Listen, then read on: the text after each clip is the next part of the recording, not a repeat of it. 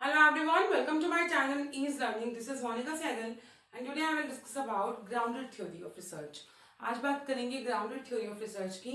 हम डिस्कस कर रहे हैं यूजीसी नेट पेपर एजुकेशन. तो एजुकेशन पेपर में रिसर्च एस्पेक्ट्स में आज डिस्कस करेंगे ग्राउंडेड थ्योरी ऑफ रिसर्च. ठीक है, इसे डिस्कस करेंगे जितना ही ईजी हो सकता है. इम्पॉर्टेंट है, प्रीवियस ईयर क्वेश्चंस भी आए हैं इससे. देखिए, रिसर्च में अभी तक मैंने रिसर्च का मीनिंग, उसके स्टेप्स, टाइप्स और hypothesis, parametric research, parametric test और नॉन पैरामेट्रिक टेस्ट जितने भी हैं आपके T test, G test, ANOVA, non parametric में काई स्क्वायर के एच सब को डिस्कस कर लिया है. तो अब जो हमारे एजुकेशन सिलेबस में मेंशन है, grounded theory of research, grounded research design, narrative research, ethnographic research, इसको डिस्कस करेंगे. तो आज डिस्कस करेंगे ग्राउंडेड थ्योरी ऑफ रिसर्च को. ठीक है, नाम से ही समझते हैं. पहली बात दिया किसने था? ग्लेसर और स्टार्टर्स ने. ग्लेसर और स्टार्टर्स ने दिया था ग्राउंडेड थ्योरी ऑफ रिसर्च को अपनी एक बुक में, the discovery of grounded theory. देखिए, ग्राउंडेड थ्योरी सिर्फ इसी के आगे थ्योरी वर्ड है. दैट मीन्स इसमें हम एक थ्योरी डेवलप कर रहे हैं. हम डेवलप कर रहे हैं एक थ्योरी को. ये जो अप्रोच है, ये जो रिसर्च है, ये इंडक्टिव थ्योरी पे बेस्ड है. इंडक्टिव और डिडक्टिव की मैंने टाइप्स ऑफ आर्ग्यूमेंट में क्लास ली थी. इंडक्टिव, आई से इंडक्टिव एंड आई से इन्वेंशन. जब हम कुछ इन्वेंट करेंगे, कुछ इनोवेशन करेंगे, तो उसे आप कहेंगे इंडक्टिव थ्योरी. देखिए, इंडक्टिव में स्पेसिफिक टू जर्नल जाते हैं. हम कहाँ जाते हैं? Specific to general. देखिए, the theory developed in inductive. Inductive मतलब कुछ नया डेवलप कर रहे हैं. हम एक थ्योरी डेवलप कर रहे हैं. थ्योरी डेवलप कर रहे हैं ग्राउंडेड, मतलब बेसिक से हमने स्टार्ट किया और डेवलप कर दी एक पर्टिकुलर थ्योरी. और ये जो आपकी ग्राउंडेड थ्योरी है, ये वैसे तो क्वालिटेटिव और क्वांटिटेटिव दोनों डेटा में यूज होती है. Used in both qualitative and quantitative. लेकिन ज्यादा ऐसे कहेंगे तो हम क्वालिटेटिव अप्रोच पे ज्यादा यूज होती है. On the basis of collected data, researcher investigate and explore specific pattern. That means इसमें जो होता है, देखिए, ये जो आपकी अप्रोच है, ये सोशल फिनोमिना पे बेस्ड है. ठीक है, ये अप्रोच आपकी बेस्ड है सोशल फिनोमिना पे या सोशल साइंस रिसर्च में यूज होती है. Has its roots in sociology. Social means human being. ठीक है, सोशल मीन्स आप कहेंगे human being. Human being that means हम ह्यूमंस के ऊपर कुछ भी इन्वेस्टिगेट कर रहे हैं, कुछ एक्सप्लोर करने की कोशिश कर रहे हैं, तो वहां पे आप कहेंगे ग्राउंडेड थ्योरी ऑफ रिसर्च. कैसे? कैंसर पेशेंट पे आप रिसर्च कर रहे हैं कि कैंसर पेशेंट्स का कितना टाइम जाता है ठीक होने में, या रिकवरी टाइम पीरियड कितना है, या कौन सी मेडिसिन से क्या रिजल्ट निकला. या फिर आप कोरोना, अभी कोविड का टाइम चल रहा है, तो कोविड के केसेस पे रिसर्च हो रही है कि कुछ पर्टिकुलर 20 से 25 केसेस ले लिए जिसमें ये देखा कि इम्यूनिटी बेस्ड पे कि कुछ लोगों का जो लाइफस्टाइल था वो काफ़ी अच्छा था, तो भी वो पॉजिटिव रहे या नेगेटिव रहे, या उन पे क्या इफेक्ट आया पॉजिटिव होने के बाद भी. किसी भी टाइप की आप रिसर्च कर सकते हैं, लेकिन जहाँ पे ह्यूमन बीइंग इन्वॉल्व होंगे और रिसर्चर की एक्सपर्टीज काम आएगी, उसका एक्सपीरियंस काम आएगा, तो आप उसे कहेंगे ग्राउंडेड थ्योरी ऑफ रिसर्च, जिसमें हम एक पर्टिकुलर थ्योरी को डेवलप करते हैं. Widely use in social science research. Theoretical sampling, हमने सैम्पलिंग सुना है, तो ये है आपकी थ्योरेटिकल सैम्पलिंग, जिसमें हम डेटा को कलेक्ट करते हैं, कंपैरिजन करते हैं, ग्रुपिंग करते हैं, कैटेगरीज बनाते हैं, सब कैटेगरीज बनाते हैं. That is theoretical sampling. और ऑन गोइंग प्रोसेस. देखिए, ऑन गोइंग प्रोसेस दो टाइप की आपकी होती है, प्रोडक्ट एंड प्रोसेस. देखिए, कुछ अप्रोचेस होती हैं प्रोडक्ट बेस्ड अप्रोच. प्रोडक्ट है मीन्स प्रोडक्ट, कोई प्रोडक्ट होता है ना, कुछ हाथ में है, कुछ निकल कर आया, एक प्रोडक्ट है जिसके ऊपर आप बात कर रहे हैं. That is product based approach, कि आपने कुछ किया और फाइंडिंग्स हुई और आपके पास एक रिजल्ट आया. प्रोसेस होता है कि आप कॉन्टिन्यूशन में है, अभी भी रिसर्च कर रहे हैं. देखिए, ये जो आपको सिंपल लैंग्वेज में मैं बताऊँ, ग्राउंडेड थ्योरी ऑफ रिसर्च, जिसमें हम ह्यूमन बींग्स के ऊपर कुछ पर्टिकुलर एस्पेक्ट्स के लिए रिसर्च करते हैं और तब तक डेटा कलेक्ट करते हैं जब तक कि डेटा सैचुरेशन पॉइंट ना आ जाए. डेटा सैचुरेशन क्या होता है कि जो आपका डेटा सिमिलर, मतलब एक ही जैसा डेटा निकलना शुरू ना हो जाए, रिपीटेटिव हो जाए, तब तक आप करेंगे. अदरवाइज जब रिपीटेटिव टास्क हो जाएगा कि सेम डेटा कलेक्शन होती है, तब आप रोक देंगे. तब तक आप डेटा कलेक्ट करते हैं. डेटा बहुत कलेक्ट होता है इस रिसर्च में. क्लियर?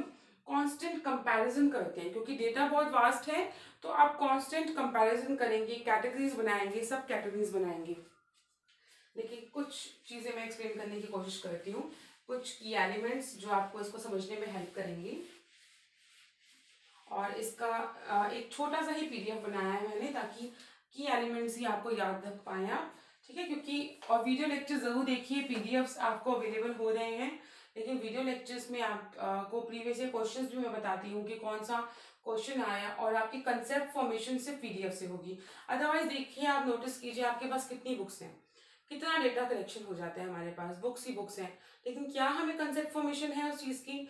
नहीं है। पीडीएफ्स मैंने स्पेशली इसलिए बनाने स्टार्ट की क्योंकि स्टूडेंट्स की डिमांड थी, ठीक है। बहुत टाइम कंज्यूमिंग प्रोसेस है पीडीएफ बनाना, कि आप पहले टीच कीजिए और पढ़ाइए, उसके बाद लिखिए, फिर पीडीएफ फॉर्मेट में पीपीटी फॉर्म में उसे बनाइए, फिर शेयर कीजिए। तो एक टाइम कंज्यूमिंग प्रोसेस है, वो सिर्फ स्टूडेंट्स की हेल्प करने के लिए मैं बना रही हूँ। लेकिन मेन मेरा फोकस यही है कि आप वीडियो लेक्चर से पढ़िए, क्योंकि वीडियो लेक्चर से आपको नॉलेज मिलेगी, आपकी कंसेप्ट फॉर्मेशन अच्छी होगी। और जब उस वीडियो लेक्चर के बाद आप अगर मन करे 2 या 3 लाइनें अपने लिए खुद लिखेंगे कि आपने इस पर्टिकुलर चीज़ से क्या सीखा, वो आगे परमानेंट मेमोरी में आएगा। क्योंकि हम कंटेंट अवेलेबल नहीं होता हम जब मास्टर्स के पास होते हैं, चाहे एमकॉम कह लीजिए, चाहे आप एमएड प्रोफेशनल कोर्स है आपका, एमए है, जितने भी आपके मास्टर्स डिग्री के कोर्स हैं, एक सफिशिएंट कंटेंट अवेलेबल नहीं होता, हर जगह से कंटेंट लेना पड़ता है। कोई कंसेप्ट गूगल पे मिल रहा है, कोई कंसेप्ट किसी बुक में है, कोई किसी बुक में है, उसे ही आप स्टडी करेंगे। क्योंकि आप मास्टर लेवल पे जाके नहीं सोचेंगे कि आप एक सिंगल बुक पे रिलाय करेंगे, आपको उस पर्टिकुलर बुक में सब कुछ मिल जाएगा, नहीं, आपको सर्च करना पड़ेगा। और जब आप सर्च करेंगे, अपना दिमाग थोड़ा सा और इन्वेंट करेंगे, लगाएंगे उस पर, तब रिजल्ट निकल कर आएगा। तो ये भी इन्वेंशन की बात है। आपका थोड़ा सा और टाइम ले लिया मैंने आपको समझाने के लिए। अब ग्राउंडेड थ्योरी की बात करते हैं। देखिए की एलिमेंट्स, देखिए इसकी की एलिमेंट्स और की features. Grounded theory of research कहती है इंडक्टिव बेस्ड अप्रोच पे, या बेस्ड है इंडक्टिव बेस्ड अप्रोच। अब इंडक्टिव बेस्ड अप्रोच क्या होती है? Specific to general. कि जितनी भी हमारी थ्योरीज डेवलप हुई हैं, वो डेवलप हुई, बनाया, कुछ सोचा, एग्जाम्पल भी हम कभी किसी का लेंगे तो हम तभी ले पाते हैं जब वो एक फॉर्मेशन हाथ में होती है हमारी, कि हमें कुछ कंसेप्ट की नॉलेज है। जितनी हम रूल्स स्टडी करते हैं वो एक रिसर्च के बाद जाके बने हैं। तो स्पेसिफिक टू जर्नल, जनरली आप अप्लाई कर पाए। लेकिन फिर भी ग्राउंडेड थ्योरी रिसर्च को हम जनरली एप्लीकेबल नहीं कर पाती। उसका रीजन ये है कि हम कुछ ही डेटा पे कलेक्शन करते हैं, कुछ मतलब 20 से 25 लोगों पे डेटा कलेक्ट कर लिया उस पर्टिकुलर एस्पेक्ट के लिए, तो वो थ्योरी बिल्कुल परफेक्ट है। लेकिन हम ये नहीं कह सकते कि इस पर्टिकुलर एस्पेक्ट से रिजल्ट निकला वो 100 लोगों के लिए भी सेम रहेगा, नहीं, उन चीजों के लिए सेम रहेगा। तो इंडक्टिव बेस्ड अप्रोच है ही स्पेसिफिक टू जनरल, और based on expertise of researcher. Researcher की एक्सपर्टीज पे बेस्ड है, रिसर्चर के एक्सपीरियंस पे बेस्ड है। मतलब ये जो अप्रोच है वही कर पाएंगे रिसर्चर जिन्हें उस चीज पर्टिकुलर एरिया में एक्सपर्ट है, उन्हें नॉलेज है, तभी वो कर पाएंगे, ठीक है। Based on researcher expertise. Social phenomena,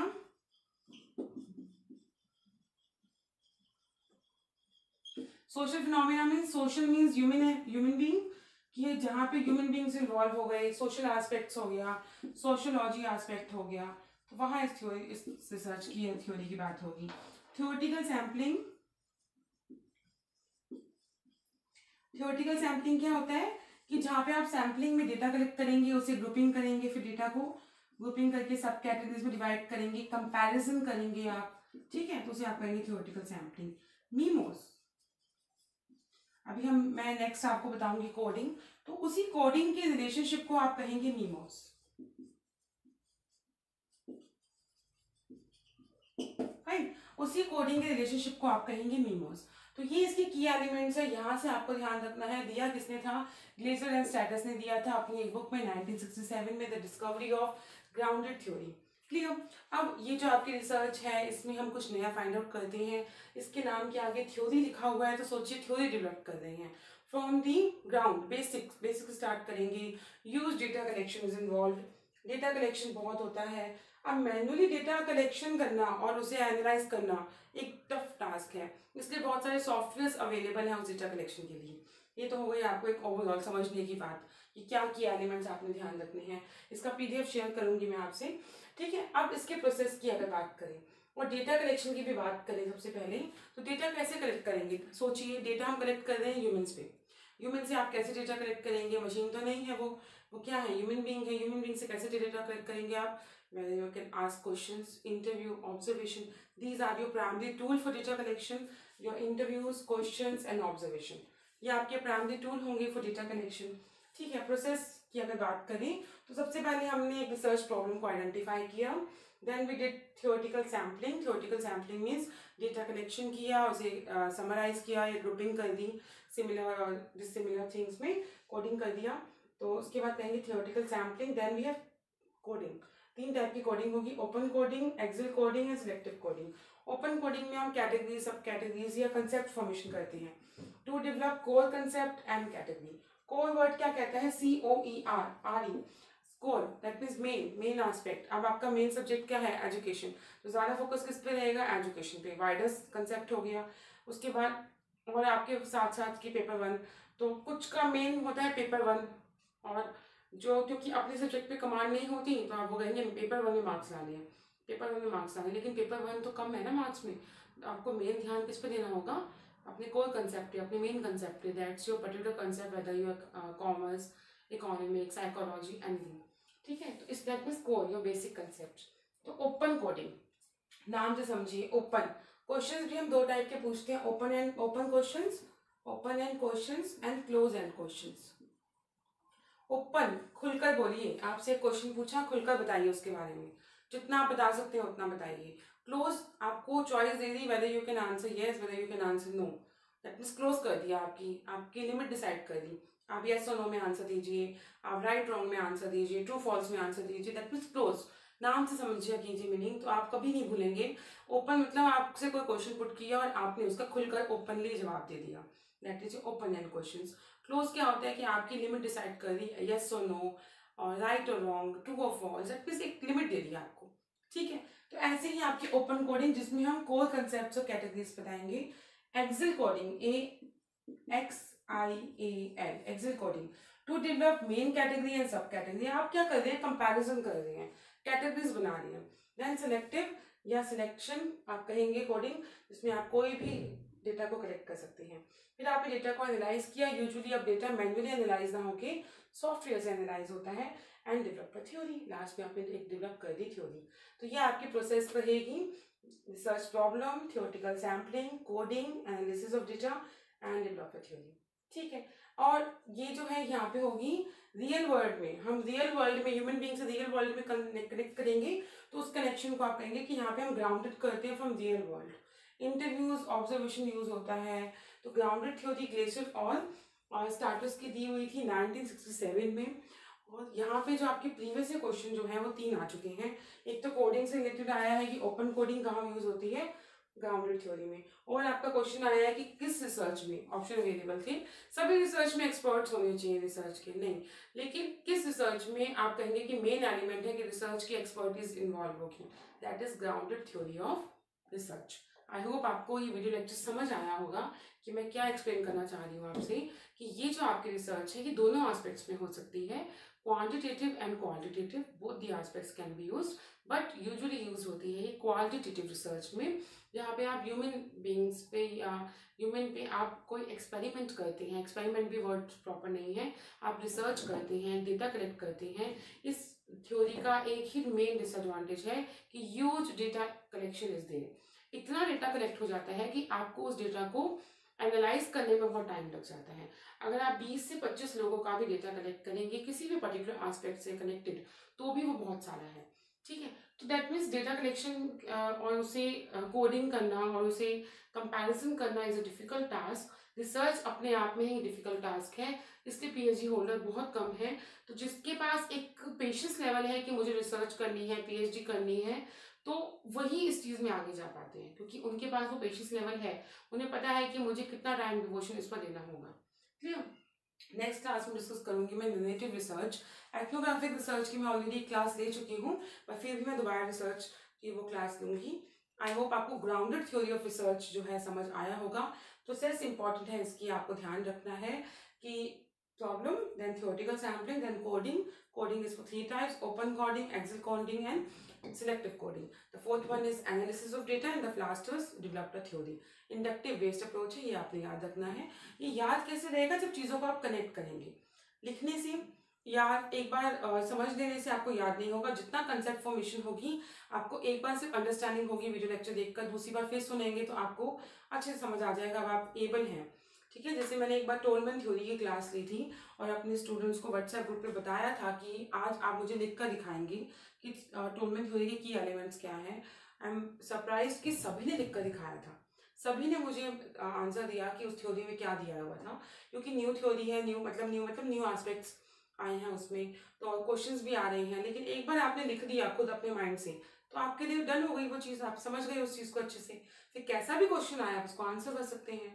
ठीक है, तो आप जितने भी आप टॉपिक करते जा रहे हैं उन्हें रिवाइज कीजिए. देख नहीं सकते वीडियो लेक्चर तो सुन लीजिए सिर्फ. दैट मीन्स किसी ना किसी तरीके से अपना रिवीजन कीजिए, क्योंकि इन वीडियो लेक्चर्स में सिर्फ काम की ही बातें हैं. जो भी आपके लिए इंपॉर्टेंट है उतना ही डिस्कस कर रही हूँ मैं. ठीक है, तो आई होप आपको वीडियो लेक्चर्स अच्छे लग रहे हैं, और अच्छे लग रहे हैं तो please do like, share and comment. Thank you.